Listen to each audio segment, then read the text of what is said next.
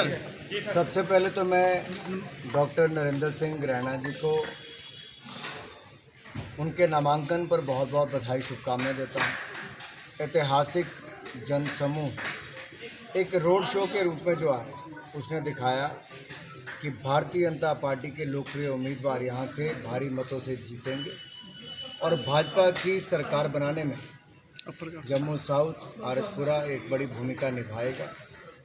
और मुझे पूर्ण विश्वास है जो काम हमने धारा 370 हटाकर किए हैं, हमने जो वाल्मीकि समुदाय हो या POJK से आए शरणार्थियों को उनके अधिकार देने की बात हो, 9 सीटें हमने ट्राइबल क्षेत्र के अपने गुर्जर बकरवाल भाइयों के लिए विधानसभा में देने का काम किया हो, या फिर जो सबसे बड़ा जम्मू कश्मीर में शांति लाना, विकास के नए आयाम स्थापित करना, रिकॉर्ड निवेश लाना, रिकॉर्ड टूरिस्ट यहाँ पर लाना, IIT, IIM, एम्स ऐसे अनेकों संस्थान, मेडिकल कॉलेज, नर्सिंग कॉलेज खोलना, जनता चाहती है अब उसमें और गति मिले ताकि डबल इंजन की सरकार बने, केंद्र में भाजपा, प्रदेश में भाजपा। अनुराग जी, राहुल गांधी जो है विदेश जाकर विवादित बयान दे रहे हैं, उन बयानों को कैसे देखते हैं? जिस तरह से उन्होंने सिखों को लेकर बयानबाजी की है, ओछी टिप्पणियां करके सुर्खियां बटोरना और भारत का नाम बदनाम करना, अब यही कांग्रेस और राहुल गांधी जी की राजनीति रह गई है। कोई मौका नहीं चूकते विदेशी धरती पर जाकर भारत का अपमान करने पर, भारतीयों का अपमान करने पर।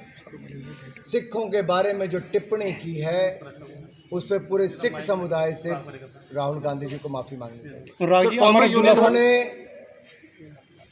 कांग्रेस की सरकार में सिखों का कत्लेआम हुआ, केश काटे गए, महिलाओं के साथ बलात्कार हुआ, हजारों सिखों को मौत के घाट उतार दिया, ब्लू स्टार ऑपरेशन हुआ, न जाने क्या क्या इन्होंने किया। अब उसके बाद विदेशों में जाकर झूठी बयानबाजी करते हैं। मेरे साथ उस तरफ भी इस तरफ भी कितने सिख भाई खड़े हैं, किसी को पगड़ी पहनने पर कोई मनाही नहीं है, सब शान से गर्व के साथ पहनते हैं। हमारे प्रधानमंत्री जी गुरपर्व हो या कोई अन्य ऐसा त्यौहार हो, गुरुद्वारे में जाकर पगड़ी पहनते, सिखों के कार्यक्रम में वहाँ जाके पगड़ी पहनते हैं। आखिरकार ऐसी क्या मजबूरी है कि झूठ बोलना जरूरी है राहुल गांधी के लिए? कितना झूठ बोलोगे, कितना पानित करोगे? इसी तरह से राष्ट्रीय स्वयंसेवक संघ के ऊपर भी जिस तरह की टिप्पणियां वो करते हैं, झूठ बोलने से बाज नहीं आते, क्योंकि उनके जो मेंटोर हैं सैम पित्रोडा, उन्होंने भारतीयों पर जो नस्ल भेदी टिप्पणियां की है उसे भारत अभी भूला नहीं है। और मैं एक बात कहूँगा, विदेशों में जाकर आप भारत को बदनाम करके, विदेशी ताकतों का सहयोग लेकर, विदेशों से चंदा इकट्ठा करके जितना मर्जी प्रयास कर लीजिए, हिंदुस्तान की जनता ने 3 बार लगातार कांग्रेस और उनके सहयोगियों को नकारा है, आगे भी नकारे। अनुराग जी, अब फॉर्मर सर, आज आपने फॉर्म भरा, क्या कहना चाहेंगे कांग्रेस से, क्या अपील?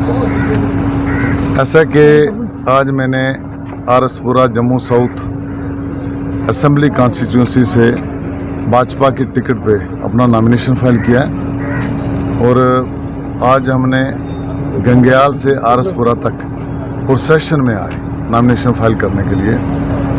और जिस तरह से लोगों में उत्साह था, आप सबने देखा होगा, गंगयाल से लेके आरसपुरा तक लोग रास्ते में इंतज़ार कर रहे थे और सब ने जितना स्वागत किया, चाहे वो गंगयाल में हो, चाहे डिग्याना हो, सतवारी में हो, गाड़ीगढ़ में हो, लोगों में उत्साह है और लोगों का आशीर्वाद है। मुझे लगता है कि भाजपा आरसपुरा जम्मू सीट बड़े मार्जिन के साथ जीतेगी और जम्मू कश्मीर में भाजपा की सरकार बनेगी। मुझे लग रहा है कि जम्मू कश्मीर में भाजपा की लहर है। जो मोदी जी ने पिछले 10 सालों में जम्मू कश्मीर में काम किया, लोगों में उत्साह है और बीजेपी सरकार बनाएगी। सर, कौन कौन से बड़े नेता अब जनसभा संबोधित करने जहां पहुंच रहे हैं आने वाले दिनों में? ऐसा है कि आने वाले दिनों में एक स्टार प्रचारकों की लिस्ट आई हुई है। हमारी जो टीम है आरसपुरा की, वो बैठ के तय करेगी और हम देश भर से बड़े बड़े नेता आरसपुरा जम्मू साउथ विधानसभा में आएंगे। जो है मैं डरा हूँ, वो उस बयान को आप कैसे देखते हैं जो सुशील कुमार शिंदे हैं? मुझे लगता है जो हिंदू आतंकवाद कांग्रेस ने एक थ्योरी दी थी, इन्होंने हिंदुओं को तब भी बदनाम करने का प्रयास किया और जम्मू कश्मीर को तब ज़्यादा स्वायत्तता देने की बात करते थे।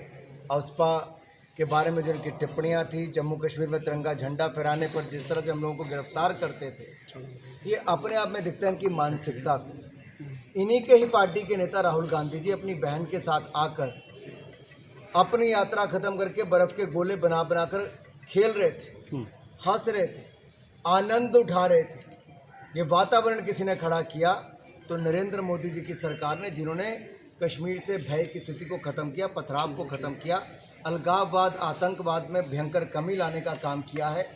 और अब इनकी पार्टी के नेता अगर चुनाव आते ही झूठ बोलना शुरू कर देंगे और इनके सहयोगी दल के नेता जो आतंकवादी सोच वाले उनका समर्थन करेंगे, संसद पर हमला करने वाले अफजल गुरु को कहते हैं कि उनको फांसी नहीं होनी चाहिए, तो सुप्रीम कोर्ट पर भी प्रश्न चिन्ह खड़ा करते हैं और आतंकवादियों का समर्थन देने का काम करते हैं। लेकिन उसके पीछे सोच एक स्पष्ट नजर आती है। उमर अब्दुल्ला जी अपना चुनाव हार रहे हैं,